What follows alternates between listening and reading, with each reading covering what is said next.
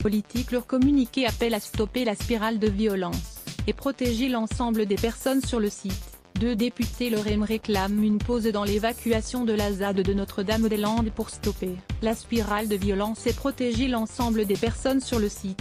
Dans un communiqué publié ce mercredi, le député du Maine-et-Loire Mathieu Orphelin, proche du ministre de la Transition écologique Nicolas Hulot, appelle l'État à une pause afin de permettre l'arrêt des affrontements en cours et la reprise du dialogue pour la régularisation des situations de ceux qui veulent participer au grand projet agricole de NDDL, protéger les personnes sur place. La multiplication des blessés de deux côtés et la spirale de violence montrent l'urgence à apaiser la situation. Aujourd'hui, l'opération telle qu'elle se déroule fait courir trop de risques à nos gendarmes et à ceux non-violents qui tentent de construire l'avenir de ces territoires, a-t-il estimé. Une telle pause permettrait de protéger l'ensemble des personnes sur place, et en premier lieu les gendarmes face à l'afflux de personnes ultra-violentes sur le site, a expliqué le député du Maine-et-Loire, appelant chacun à la responsabilité. Il ne faudrait pas qu'un homme, une femme tombe. L'opération doit selon lui être recentrée sur ce pourquoi elle a commencé, rendre à la circulation la D281 et nettoyer ses abords.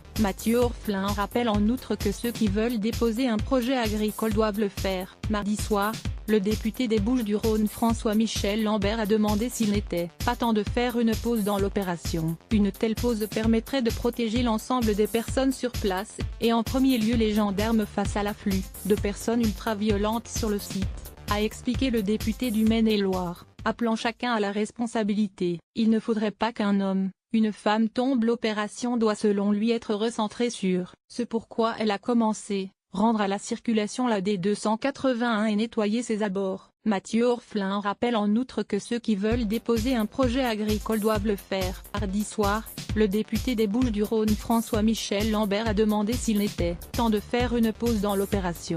Mardi, les heurts avaient été plus violents que la veille, avec 28 gendarmes blessés dont 10 retournés sur le terrain, selon un dernier bilan officiel.